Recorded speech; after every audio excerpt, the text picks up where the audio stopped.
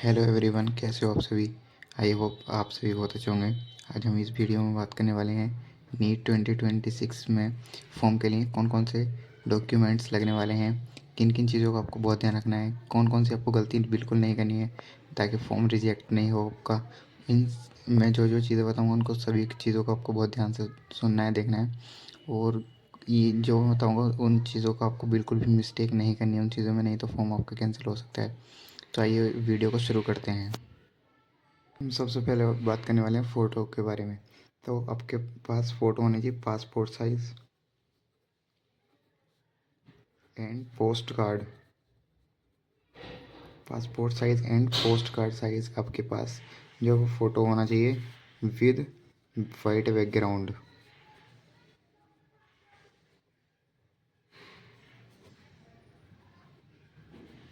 और आपको फ़ोटो के नीचे ऐसे, जैसे आप फ़ोटो क्लिक कराएंगे तो ये आपको फ़ोटो आ जाएगा। उसके नीचे आपको नेम, डेट ऑफ फ़ोटो,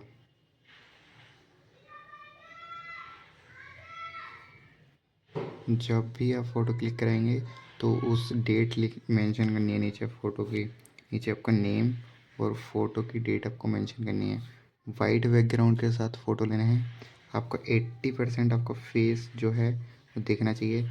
दोनों कान आपके साफ दिखने चाहिए।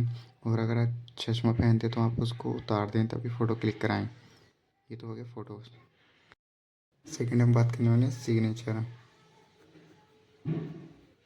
तो आप जिस भी तरीके से सिग्नेचर करते हो वाइट पेपर पे आपको सिग्नेचर करना है। जैसे ये पेज है लाइनिंग वाला, ऐसा यूज़ नहीं करना है आपको। सिग्नेचर एक प्लेन पेपर पे सिग्नेचर करना है रनिंग हैंड में, रनिंग हैंड राइटिंग में आपको जो है सिग्नेचर करना है।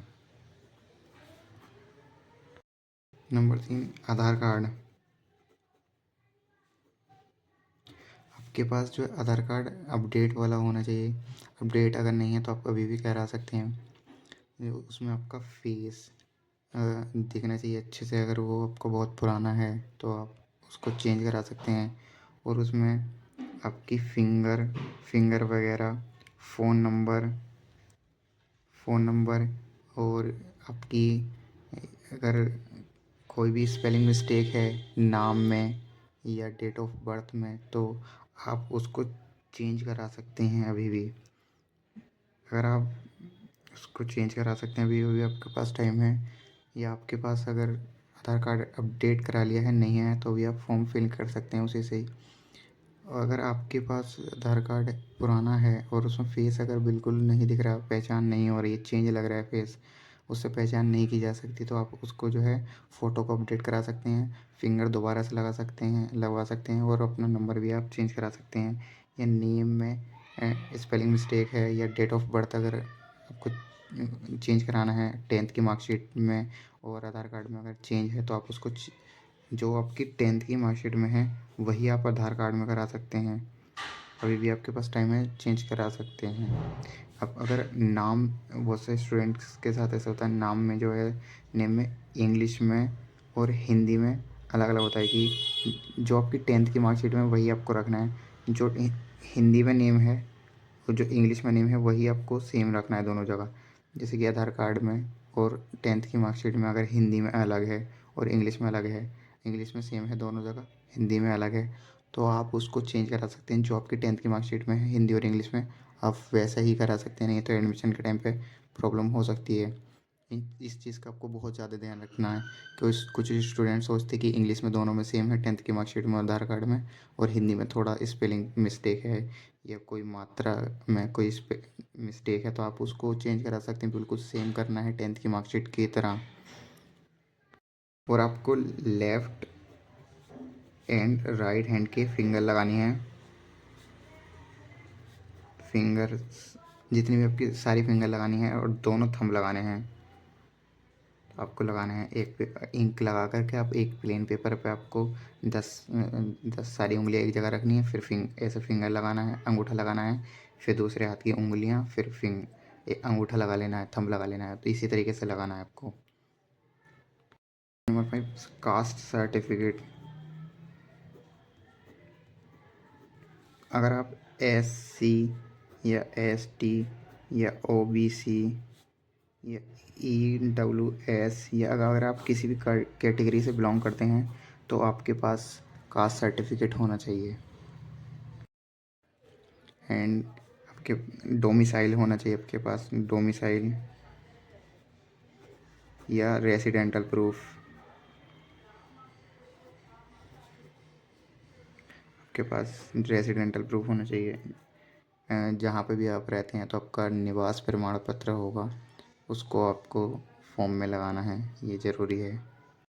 आपको मोबाइल नंबर लगाना है जिस पर OTP आते हों। मोबाइल नंबर वो जिस पर OTP आए, OTP आ सके, जो भी मोबाइल नंबर आप यूज़ करते हैं वही आप फ़ोन नंबर लगाना है। और ईमेल,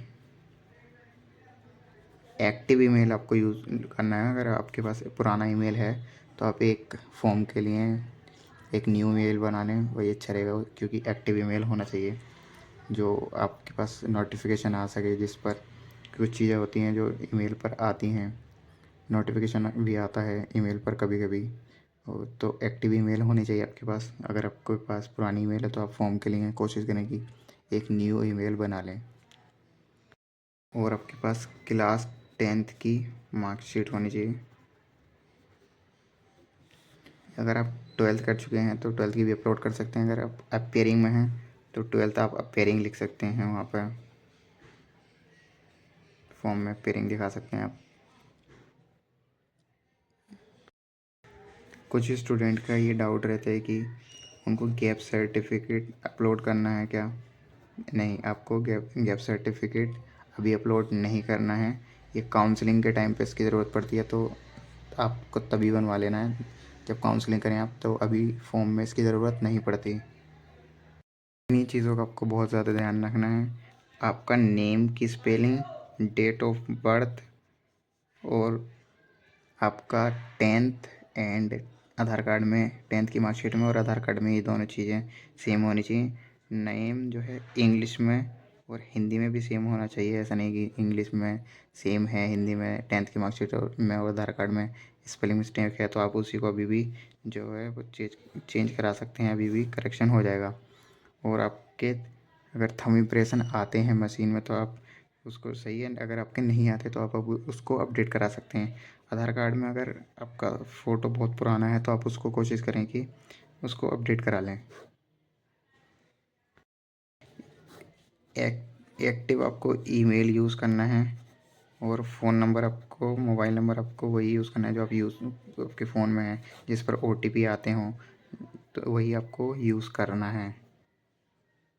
फ़ोटो आपको वही यूज़ करना है जो आप क्लिक करें तो उसके नीचे नेम, डेट ऑफ फ़ोटो लिखना है, डेट ऑफ बर्थ नहीं लिखना है, डेट ऑफ फ़ोटो लिखना है वहाँ पे, ये चलेगा।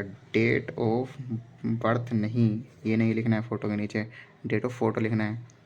तो इन सारी चीज़ों का आपको बहुत ध्यान रखना है।